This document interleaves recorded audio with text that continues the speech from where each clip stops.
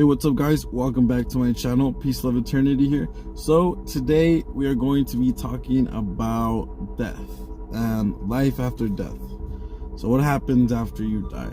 And I'm not really going to be telling you guys what happens because guess what? I don't know. I'm still alive. But I'm going to be sharing with you what I share with my clients about it. The way I explain death to people. So let's go ahead and start off by saying that these are just my beliefs. If you disagree, you have every right to. Your beliefs create your reality, my beliefs create mine. You're your own person, I'm my own person. Who cares the difference? Just, you do you and I'll do me, and that's it. Simply it. So you would not be able to teach your dog or explain to your dog or make your dog, and I'm talking about a dog like a puppy dog, you cannot teach them to go to work and to make a steady amount of income, to pay bills, to get a house, to eat at the dinner table, to feed his family, to be a caring father, then finish his business work at home on his laptop, and to be asleep every night by 10 so he could wake up feeling rested, to do it all again repeatedly for the rest of his life. You cannot teach that to your dog. Now, why not? You cannot teach that to your dog because he does not have the mental capacity of understanding why he would have to do that, or how he would do that, or understand any single aspect of that. He does not have the mental capacity to understand that. So, reason being is because it's out of his world. Having a job, having a family. I mean, they do have little dog families, right? But I'm talking about it as a human aspect. Paying bills. It's out of his world. His world is a lot smaller, and all he understands, all that dogs understand, the way a dog's brain works is, hey, I'm a dog, that's a dog, this is top dog. Like when dogs see other humans, they're like, oh, dog. Like a dog doesn't necessarily know what the word dog, dog means, but that's like himself, right? So every time I say the word dog, it's like the dog saying himself, right? He sees humans and he thinks it's just, oh, another dog. And they see humans as, the top dog, like the one in control, the alpha. However, like I said, they don't have the mental capacity of understanding why they would have to go to work. That being said, we do not have the mental capacity to understand the afterlife. It is out of this world. It's literally out of this world. We do not have the mental capacity, probably not even the receptors or the storage room in our head to understand the afterlife. And then of course, some of you might be saying, oh, well, how do we even know that there is an afterlife? Like, I don't remember, what happened before I came here. It was just a blur, or like darkness. And a lot of people expect that you die and that's it. This is what I have to say to that. There's this thing called QH, quantum healing, hypnosis technique, QHHT. This was developed by Dolores Cannon, and she conducted these, quantum healing, hypnosis techniques around the world. What she did is she put people in the deepest state of consciousness, this deepest state of hypnosis that we can enter while remaining conscious, and she would talk to people. She'd ask them questions like, why did you manifest at this time? What is your purpose in life? Where did you come from? Who are you? And people all around the world who have never met each other, like, you know, like these people didn't all get together and text each other, hey, you know, let's all answer this when she asked us this question. No, these people never knew each other. These people never met. These people didn't even know that they existed. They all said the same things. They all said that we are immortal spiritual beings having a temporary human experience, and that there is a reason we're here, and that we chose to come here, and that we chose our parents to teach us something, and we chose everything that happens to us to teach us something, so that we could learn, so that we could remember, not really learn, remember who we are. And I believe that once we die, we go back to that. So yes, in some way, this is some sort of simulation. This is some sort of matrix. I have no doubt. Basically, the way to, you know, to play this game, this simulation, is to know that it's a simulation, to understand that this is all an illusion. And once you understand that, things become more magical.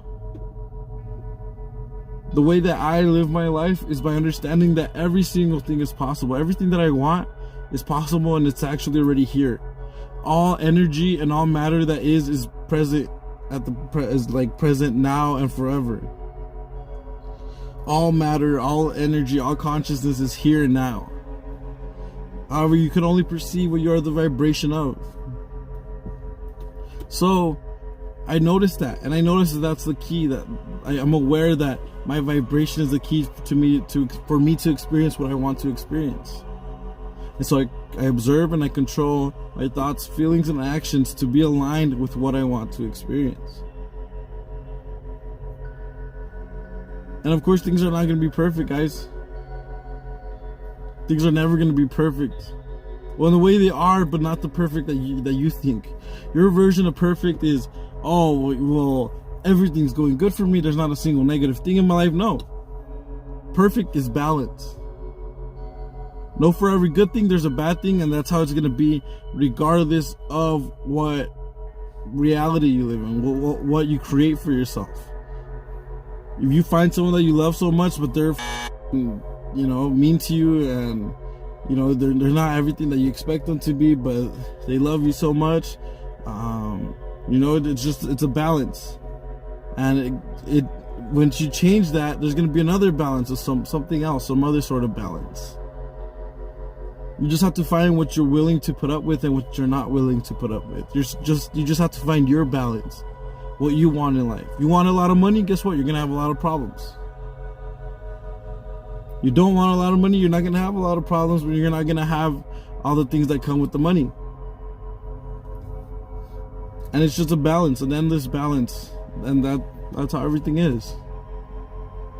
And problems can be different. I'm not talking about necessarily problems. Like, the problems that you have as a poor man are going to be different than the ones you have as a rich man.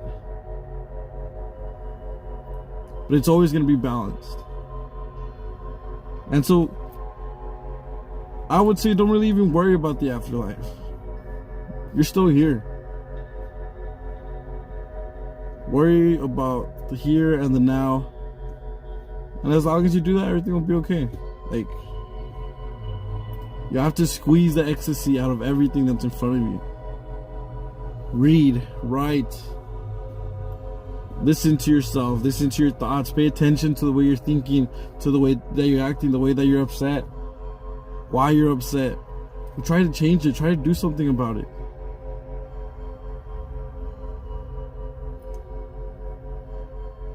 And that's my way of explaining the afterlife.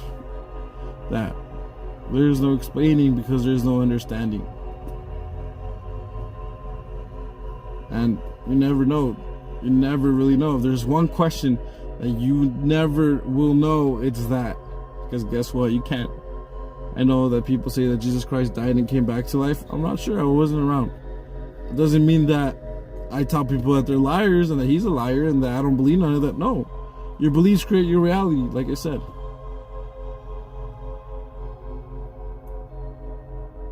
I do not go against anyone's beliefs. Because I wouldn't want anybody to go against mine. I would want someone to listen to me and say, oh, interesting, okay, and leave it. And that's how I do with others.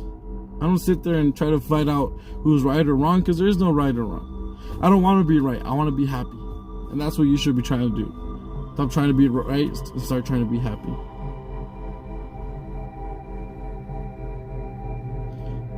And if you looked up this video, because the title of this video is what happens after death, because you're thinking about death, or you're thinking about committing suicide, or you know, having negative thoughts like that, you need to really think about it. That once you take your life, there's no going back. Once you pull the trigger, there's no going back. Once you cut your veins, there's no going back. This is going to be gone forever. And I know for a fact that there's something that makes you happy. There's something else that you can enjoy from this life. Whether it be eating ice cream, watching TV all day, or smoking weed, or bitches making money, whatever it might be. There's something that you can do to make you happy. Whatever it might be. Someone judges you, f*** them. Who cares?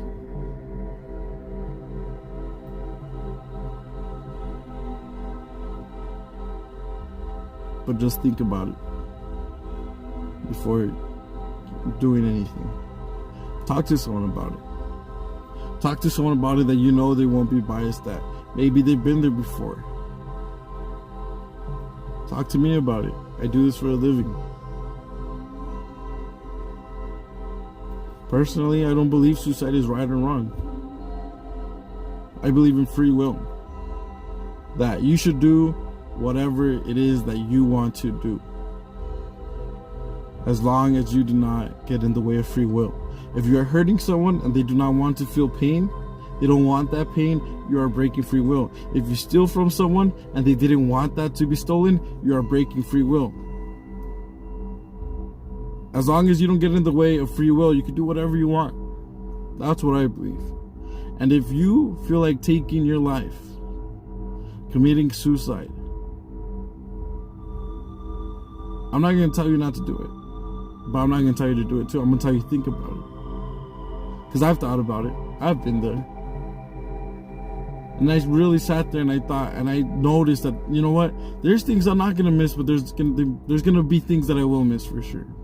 And that's why I didn't do it, because I'm going to enjoy the things that I do enjoy for now while I still have them, because I don't know what comes next. Like I told you guys, you don't know what's after this life. For all we know, it might really be a judgment day. We might really be judged. And that's it. Or guess what? It can be darkness too. It could be oblivion, darkness forever. And you didn't enjoy that last cup of ice cream, that last beer, you know, the last joint, that last girl.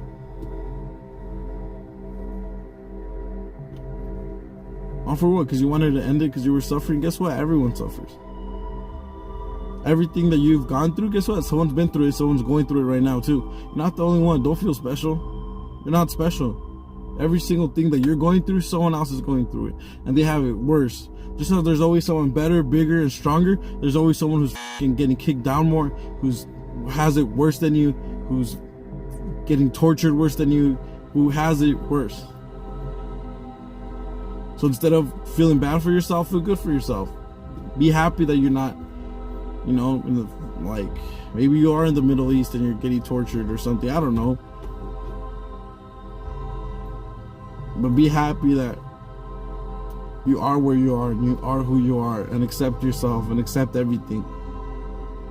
If you want to feel better right now because you don't feel good enough, just accept everything. Accept that to this day, to this moment, there's not a thing that you really could control. That everything that's happened, and there really was not a single thing that you could do about it. Because if there was, you would have done it, and you didn't. So guess what? There's nothing you could do about it. And be happy right now.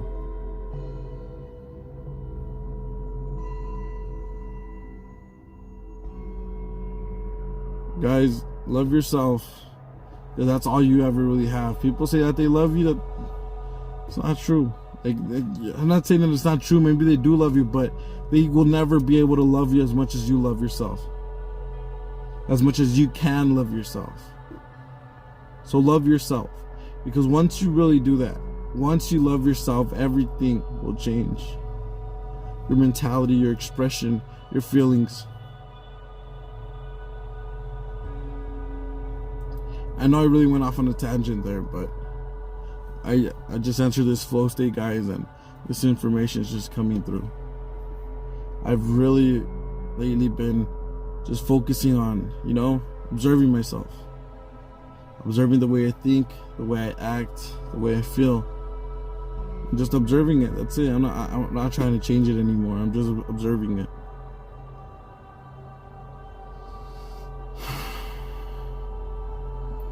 And it's a good feeling to be aware.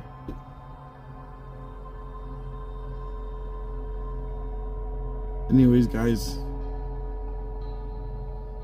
thank you so much for watching. I love you guys all very much. Peace, love, and namaste.